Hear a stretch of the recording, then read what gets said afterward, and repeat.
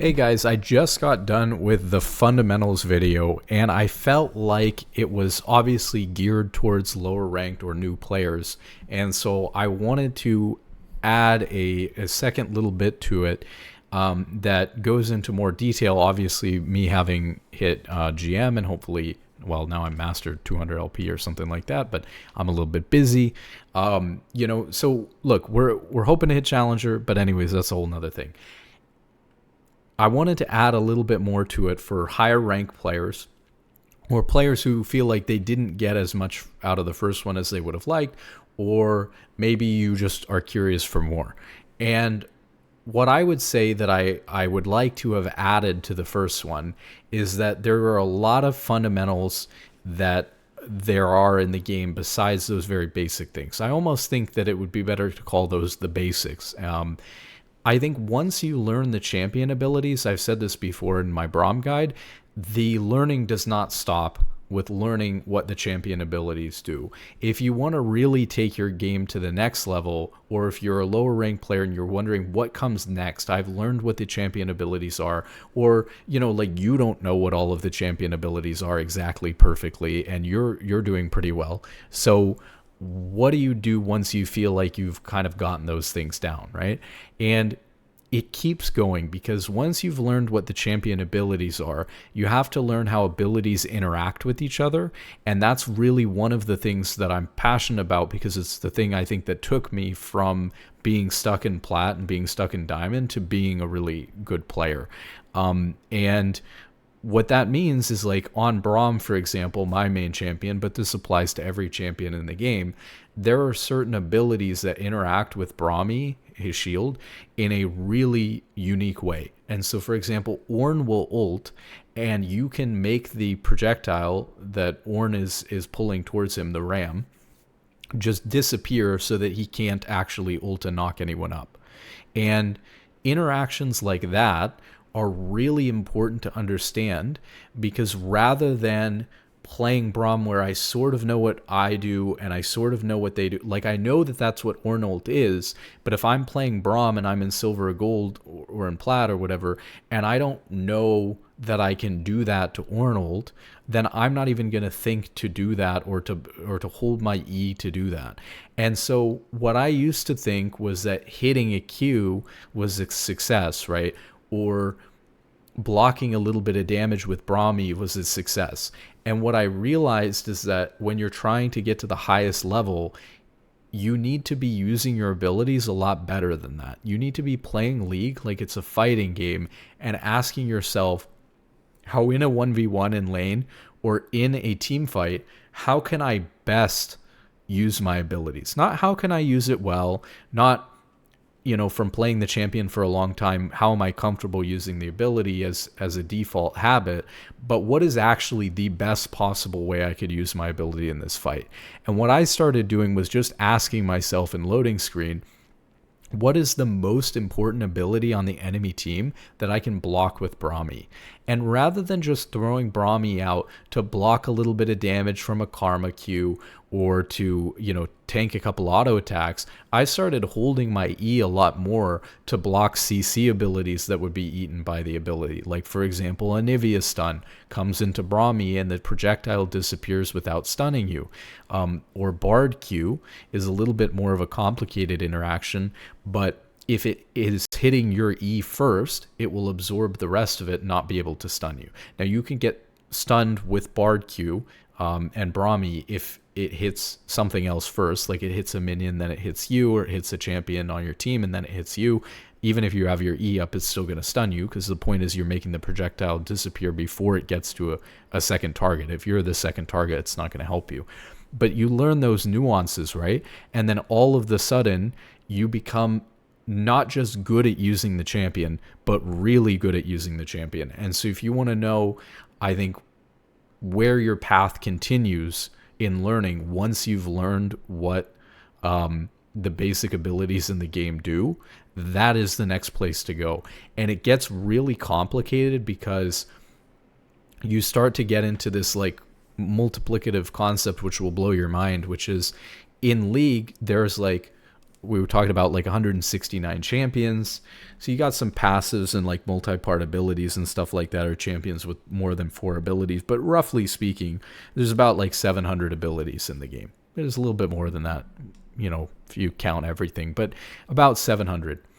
But then what gets really crazy is if there are 700 abilities in the game and all of them interact with each other differently, then you have 700 times 700 potential ability interactions that you need to learn, which is 490,000. That's too many for any one person to learn. In fact, this is one of the reasons why it's really good to have a small pool of champions or a role that you're focused on learning, because you can learn the interactions among those champions. But if I tried to learn all 490,000, I would never get there in a human lifetime. You know what I mean? So sticking to one champion or to a small pool of champions or to a role is going to help you mitigate the amount that you have to learn there. Now, the other thing that's really going to help with mitigating that amount, not to worry, is that most abilities don't interact with each other in a way that's particularly useful. So, for example, a Caitlyn and a Sivir both throw Q at each other. They're just line skill shot damage spells. They're both going to damage each other, and nothing special is going to happen. Caitlyn Q and Sivir Q don't bounce off of each other in the air and miss or anything like that crazy. It's just the way that it works. And honestly, I think a lot of the time Riot doesn't even know how it works when they throw this stuff in the game. I don't think that they throw a new champion into the game and then like pick how that ability is going to interact with every other ability in the game. I think they just code the ability to do what the champion designer wants the ability to do, and then the interaction that happens is just kind of the interaction that happens because the game works that way.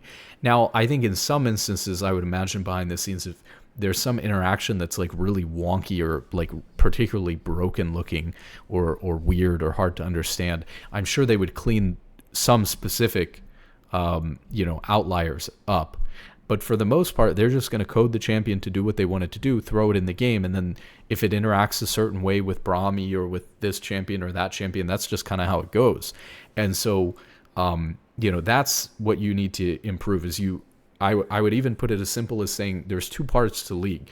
Part 1 is you're a new player, or you're in silver, you're in gold. If you're not a new player and you're in silver and gold, usually it's because you haven't played the game as much as somebody else, right? Like you've kind of been casually playing a little bit for years, but you haven't been playing as much, right? But regardless, so you're a newer player, you're in silver or gold, whatever you want to call it, and you learn what the abilities are in the game, how the champions work, how the game works.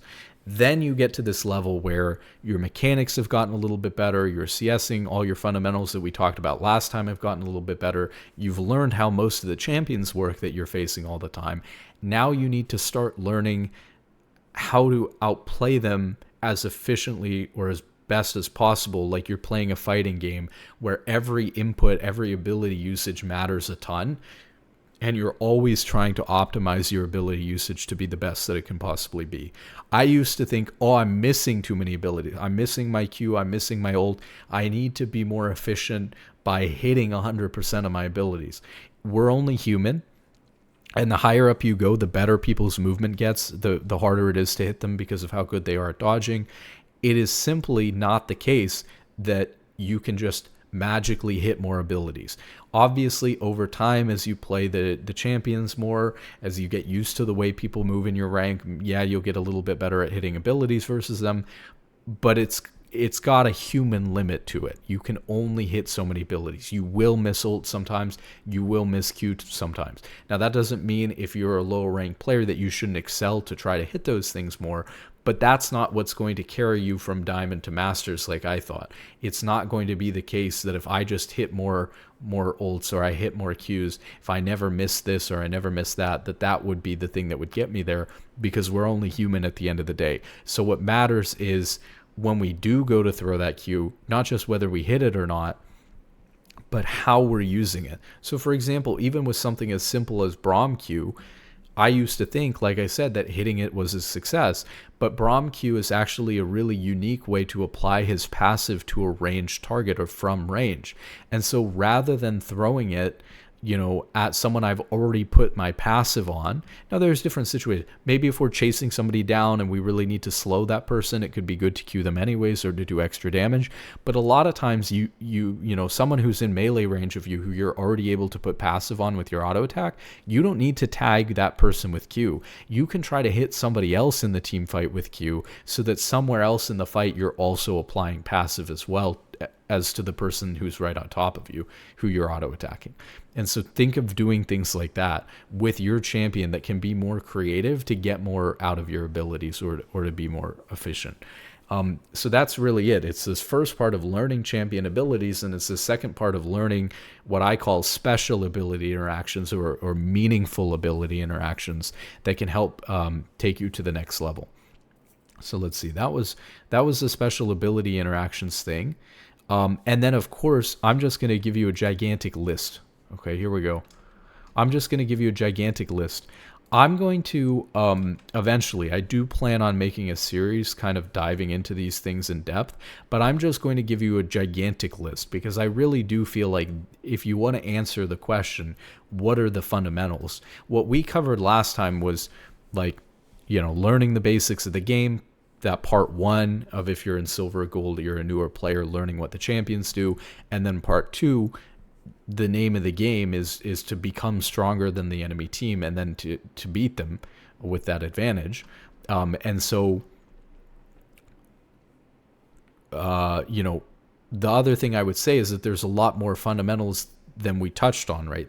A lot of things lead into whether you're generating more gold. It's not just whether you're taking turret plates or recalling efficiently or CSing efficiently. There are a lot of little fundamentals, whether it's trading or positioning or spacing. All of these things will contribute into you building a bigger gold lead than your opponent. And so I just want to give you a list of a lot of fundamentals that you can work on that eventually I will, dive into in more depth and make a video on each one. But I talk about all these things all the time. So we've got out of game stuff that you should pay attention to, making sure that you're playing in good personal condition, going to the bathroom, making sure you've got water, that you're not thirsty, that you're not too hungry or too full, digesting food and your brain's asleep, personal hygiene, that you anyways, in my opinion, if you've taken a shower, you play better. And if you're a stinky son of a gun, it's not as good. You just feel better, like how do you feel your best? How do you make yourself feel your best more often? It's literally that simple. Playing when you're tired or if you're in a really bad mood, if your surroundings are a mess and you haven't cleaned up your room, taking care of your responsibilities, making sure that the temperature is not too hot or too cold, making sure your peripherals are decent. You don't have to have the best mouse or whatever in the world, but something decent to work on. Like most people, I started playing League on a laptop with a trackpad.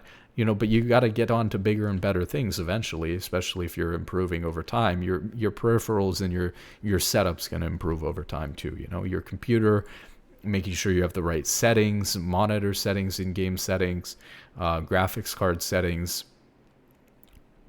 selecting a good role and champion pool for you, making item sets so that you can be quicker in the shop, setting up your runes, understanding how ranked works, playing champion select well, like paying attention in champion select because the game starts the minute you hit the accept button and you get into champion select, not just when you get into the game. People have trouble even when they get into the game. They're AFK on the fountain until 30 seconds until minions spawn. Make sure that you have pre-planned what champion you're going to be banning. I see people all the time. They're like, I don't know what to ban. Well, I mean, you're queuing up for ranked. Hopefully you figured that one out. It happens to all of us and things change. League changes very frequently, so we don't always know what we want to be banning.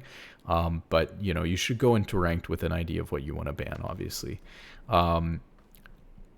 Team composition, looking up your team, can't do that anymore. Sorry about that. Champion counters, understanding, like counters. What are your win conditions? We've done a lot of videos on that recently. looking up the enemy team. I don't really ever do this, but honestly, I mean, you could try to make an advantage out of looking up the enemy team, seeing who's tilted, especially if you're a jungler, maybe seeing who's not very good, and you could like punish really hard or snowball on, or who's going to be good enough that they're able to pay better attention. Keeping up to date with the game, like patch notes and all that jazz. VOD reviewing your games, understanding how everything in the game works. This is what I was saying in terms of last time. I was saying that there was more stuff, right? Like besides turret plates and stuff like that. I talked about like dragons and rift heralds, and there's all this stuff you can know, like about how the nexus works and about how turrets work and inhibitors and champion stats. And when I say champion stats, I mean like the basic stats that make up the game, like tenacity and attack speed and attack damage. Literally just learning all these things, especially if you're a newer-ish player, but even if you're an older player, because a lot of these things have changed. Do you really know how like Omnivamp works, or like lifesteal and stuff compared to like the old lifesteal and spellvamp? All these things, right? How does tenacity work compared to the old tenacity system? How does ability haste work compared to the old cooldown system? We forget these things because we don't look into them very often, or we learned them when we were a new player and then forgot all about them. But there's all kinds of things there, right? Like, where do you get gold from? How does gold work? Where do you get XP from? How does that work? Minions, jungle camp, and a lot of this stuff's changed, right? They changed duo XP and bot lane. They changed XP when like junglers, maybe it was like 3-man XP or something like that, or they changed XP when junglers are around people or something like that. Dragon, Rift Herald, Baron and stuff we kind of talked about. The abilities in the game, what the different summoner spells do. They've been changing the summoner spells, right? We got Exhaust and Ignite doing a little bit differently now. That's why you see a lot of supports like Perma running Ignite and AD carries switching over to Barrier instead of Heal. Minimap, Vision, Fog of War, plants, like openings in the game. Like, are you going to invade? Are you going to 5-point? Are you going to like cheese in a bush and bot lane? Laning, keeping track of the enemy jungler or of all the junglers, hopefully, even though you have vision of yours. Avoiding ganks, ganking properly, farming properly, trading, roaming, warding, denying vision, limiting your deaths, map awareness, peeling, engaging, predicting players, kind of / reaction time. I guess what I mean by that is that a lot of dodging and a lot of what looks like really insane reaction time is actually just really good foresight in League, where you kind of had a feeling they were going to throw that ability out, and so you just kind of preemptively sidestep it and that sort of thing. It's not always a direct reaction to the thing. Baiting, your positioning, playing around your item power spikes or your teammates' item power spikes, or their enemy team's item power spikes, proper wave management, target selection, recalling at the right time, pathing if you're a jungler, champion interactions / matchups, using information that you get from tab, or like looking and seeing what items people are at and that sort of thing, diving properly, like what lane assignments are you going to go to, rotating around the map, like how do you rotate, when do you rotate around the map, split pushing properly. I guess maybe there's some duplicates here. I've kind of got this split up into like later into the game. Warding, denying vision, limiting deaths, map awareness, team fighting, peeling, engaging, sieging, baiting, positioning, power spikes, wave management, target selection, recalling, champion interactions, matchups again, diving again, mechanics, pinging objectives, cooldown timers, pinging your team, mouse accuracy, animation canceling, kiting, and team decision making. And probably many more where those came from. So you get the idea. There's a lot of fundamentals. So if you were to ask and really answer the question, what are the fundamentals of League of Legends? It's all of those things, and it's combining them all to do them all really well. But you're going to need those different skills differently in different roles or on different champions. Some players are going to excel at certain groups of those skills and not be good at others. And that's you know, that's okay. The point is that if you're trying to learn the fundamentals, there's a lot more to it than that. There's a lot of things here that can fundamentally change the way that you're playing the game and give you an edge over your opponent, or allow you to just, if we, you know, put it in really simple terms like I did in the last video, allow you to play better, to generate more gold than the other team, so that you're kind of automatically winning the game. So I hope that you guys found this one helpful. GG, good luck in solo queue, and have a wonderful day.